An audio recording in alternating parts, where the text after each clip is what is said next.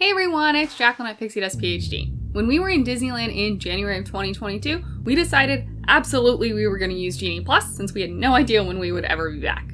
In this video, I'll show you the basics of how to use Genie Plus at Disneyland, what I was able to accomplish, and my opinion. Stay tuned.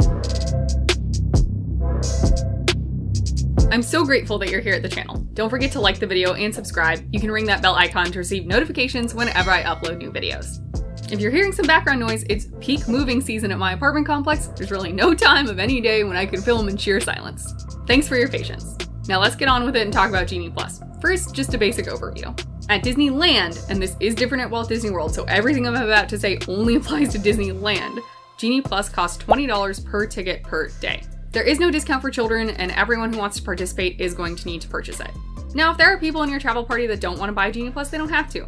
For example, if the grandparents have tagged along on your vacation and don't want to go on any of the rides, they do not need to buy Genie Plus. It's totally fine.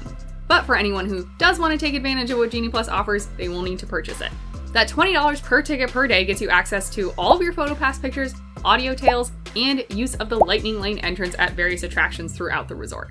Briefly, let's discuss Lightning Lane so we're all on the same page. The Lightning Lane is the name for the physical line. It's where you will go to queue. This is the old Fast Pass lane if you are familiar with that system. And even though the Lightning Lane is a physical place, you do book a Lightning Lane return time through Genie Plus, so the terminology can get a little bit confusing here.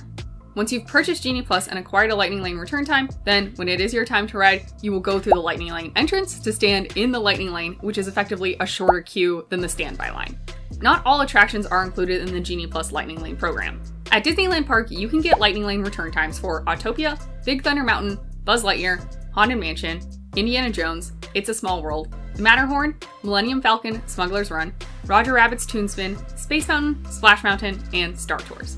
And Genie Plus can park hop with you if you do have park hopping tickets. So over at Disney California Adventure, you can get Genie Plus Lightning Lane return times for Goofy Sky School, Grizzly River Run, Guardians of the Galaxy, Mission Breakout, The Incredicoaster, Monsters Inc., Mike and Sully to the Rescue, Soarin', and Toy Story Midway Mania.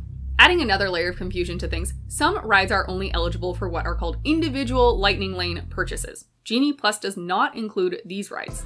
So you buy Genie Plus for $20 per day, you can get Lightning Lane return times for the attractions we've just talked about, and there are a few other attractions that you can purchase access to but are not included with Genie Plus. Currently, as I'm filming this, and these are subject to change, so please do check the Disneyland website for the most up-to-date information, you can purchase individual Lightning Lane access to 3 rides in Disneyland Resort.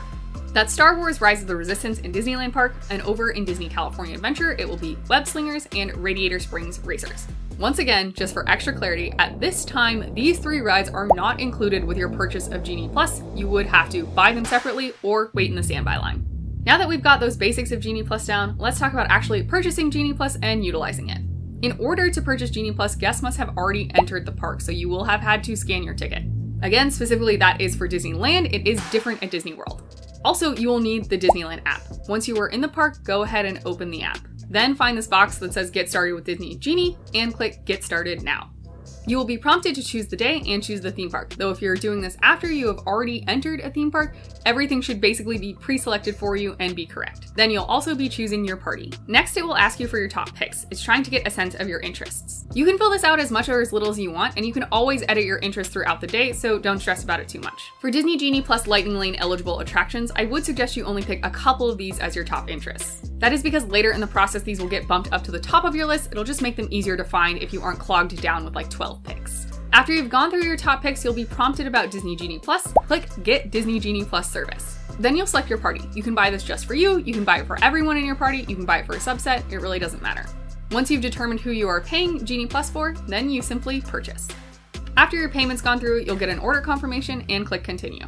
Your screen should look a little bit different now because you're able to use Genie Plus. Navigate over to your tip board. You can see now that you are able to book experiences through Genie Plus. So select the one you are interested in, confirm your party, and book. Like I mentioned earlier, your top picks are promoted on your tip board, so they are at easy reach. And as you accomplish more and more attractions, you can change your top picks throughout the day. Checking your booked Lightning Lane can be a little bit confusing because it seems like it shows up both in your tip board and your My Day tab. Tip board will tell you that you have booked the experience, but it won't tell you the exact return time. Unless this has changed recently, the return time listed on the tip board, even for that experience you have booked, that return time would be if you canceled your current booking and then rebooked it. That would be your new return time. To check the return time of your currently held booked experience, you'll want to go over to the My Day tab. Generally speaking, I would say utilize the tip board portion to look at the available attractions and check out what the possible return times are, but if you want to know where you should be going and at what time, use the My Day tab. And similarly, to actually use your Genie Plus booked experience, you'll want to navigate to My Day. Here you can redeem or cancel. Let's talk about canceling first. From the My Day view, you will go ahead and click the selection, click cancel, and then confirm the cancellation. Notably, you are able to cancel something that you have booked, but you cannot modify it. In my case, when we had entered Disney California Adventure on our first day, we went and rope dropped Web Slingers, and while we were in that line, I had booked Guardians of the Galaxy Mission Breakout. But I had no idea how long the Web Slingers line would be, so I was constantly having to cancel the thing I booked because the return time was so soon and push it back. I couldn't just modify it to a newly pushed back time, which is a little inconvenient. Obviously, if you want to switch attractions, you do need to just straight up cancel and book the new attraction. But even if you simply want to change times for the same attraction, you still have to fully cancel it and then rebook it. But instead of canceling your Genie Plus experience, I hope mostly you're redeeming them. This again is fairly simple. Navigate to My Day, click your experience, click redeem, and then you'll get a barcode to scan. Hopefully once Magic Bands debut at Disneyland, you may not need the barcode, maybe you'll be able to tap your Magic Band, but only time will tell. That was your overview of what Disney Genie Plus is, how you purchase it, and how you use it. Now let's move on to look at my experience. We were in Disneyland on weekdays. It was the Tuesday, Wednesday, and Thursday after Martin Luther King Jr. Day. Our first day, we started in Disney California Adventure, and we did eventually hop over to Disneyland. We bought Disney Genie Plus first thing, and here's what we were able to accomplish. We used the Lightning Lane return time to get on Mission Breakout, Incredicoaster, Midway Mania, Monsters Inc., Buzz Lightyear, Small World, Big Thunder Mountain, the Matterhorn, Smuggler's Run, Space Mountain, and Indiana Jones. In addition, we did some attractions that were not included with Genie Plus. This was Web Slingers, Radiator Springs Racers, Storybook Canal Boats, Pinocchio, and Pirates of the Caribbean. So for our first day, we had 11 Genie Plus rides and 16 total rides. Additionally, we probably could have done more, but we really were enjoying our time in Disneyland. We took an extended lunch at Lamplight Lounge, had a quick service dinner, and stopped around many times for snacks, drinks, and pictures. On our second day, we started in Disneyland and eventually park hopped over to Disney California Adventure. For rides included in Genie Plus, we were able to use the Lightning Lane entrance for Big Thunder Mountain, and then our next one was actually Alice in Wonderland. It's worth noting that we had booked a Lightning Lane return time for Matterhorn, but Matterhorn was down, so we instead were given a multiple experience pass.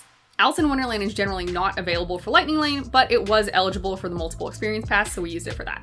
Matterhorn was down for quite a long time this day, so we got several multiple experience passes. Moving forward, anything marked with an asterisk does mean that we used a multiple experience pass, not necessarily a Genie Plus Lightning Lane return time. After Alice in Wonderland, we did finally get on the Matterhorn. Then we did Toy Story Midway Mania, and we used a multiple experience pass to do Pixar Pal Around. One of the primary reasons we bought Genie Plus for this day was to do Soarin' through the Lightning Lane, and we were able to accomplish that. Then we did Mission Breakout, Toy Story Midway Mania, and the Pixar Pal Around again. This day we did far more rides that were not included in Disney Genie Plus. We rope dropped Jungle Cruise, we rode the Winnie the Pooh ride, we went on Snow White's and Mr. Toad's, and while we did not actually use the multiple experience pass for these, I wish we had. This was definitely a mistake on my part in executing our day. They were eligible for the multiple experience pass, but the wait time said it was only 15 to 20 minutes. They ended up being more like 25 or 30 minutes, and yes, in retrospect, we probably should have used our multiple experience passes on these instead of doing Toy Story Midway Mania again and Pixar Pal Around again, for example. But anyway, back to rides we didn't use the Lightning Lane for. We also went on the monorail, we did Luigi's Roadsters, we did Mater's Junkyard Jamboree, we went on Jesse's Critter Carousel, we did the aerial ride, and we did single rider for Radiator Springs Racers. On our second day in Disneyland Resort, in total we did 9 rides through Genie Plus and 19 rides overall. We grabbed quick service breakfast and lunch, we sat in the hub for a while to just take it all in, and we did have a table service dinner as well. Even though I think 19 rides is pretty great for one day, and I certainly value just meandering around the park, we definitely could have fit more in if we had spent less time sort of just doing nothing and taking in the vibes. Overall, for 2 days of Genie Plus, we got on 20 Genie Plus rides, so that is $2 per ride. And we also utilized the unlimited photo pass feature. Generally speaking, I think it really boosted our efficiency. These were shorter park days, they were only open from 9 a.m. till 8 p.m., so I didn't really imagine we would get in more than 15 rides or so, ever. In fact, we got so much done these first 2 days that we didn't even end up buying Genie Plus for our third day, because we'd really done the attractions that we wanted to. I will say that the act of actually purchasing Genie Plus in the app was a little bit clunky. The fact that they make you go through the general Genie before you can just buy Genie Plus, I find annoying. I really think there should just be a button that says purchase Genie Plus and just do that. Also, the first day, my partner had purchased Genie Plus for all 3 of us, everybody in our party. And our credit card was charged $60, so for all 3 of us. Now, Genie Plus showed up for my partner and myself, but it didn't show up for my best friend. So we did have to go to guest relations and get that worked out. Of course, the cast members were helpful and it did get resolved, but this was pretty frustrating. Because they make you wait to buy Genie Plus until you enter the park, you really can't troubleshoot it right when you arrive. We got there about a half hour early to rope drop web slingers, and we were buying Genie Plus as we were walking to the area we wanted to be that would be closest to Avengers Campus so we could rope drop the ride. We were pretty close to the front of the pack. But then even with resetting the app, signing out, signing in, all those things, we figured out there really was a big error, so we had to go back to guest relations, get it fixed, and then go back to rope drop. All in all, it wasted about 20 minutes of morning time, and we were way further back in the pack to rope drop web slingers than we previously were. Like all things with Disney technology, there are some challenges, so just be braced for that. I also really dislike that you can't modify your selections, you just have to cancel and rebook. And of course, worth noting, the biggest attractions are not included. But even with all those downsides, I would say that it worked out really well for us, and because it's the rides plus PhotoPass, I do think the value is there. I definitely would buy it again in the Disneyland Resort. I would suggest other people buy it. To me, not waiting in line for more than about 10 or 15 minutes is totally worth it. When utilizing Genie Plus, I think the longest we waited in line before we were assigned our ride vehicle was 14 minutes, so it does save an incredible amount of time. I hope you found this helpful. If you have any questions about Genie Plus in Disneyland, leave a comment down below and I'll do my best to get you a useful answer. I know an extra $20 per person per day can really add up if you have a large travel party, but it really comes down to how much do you value not waiting in line. To me, that's pretty valuable. I hope the rest of your day is magical, and we'll see you real soon at Pixie Dust PhD.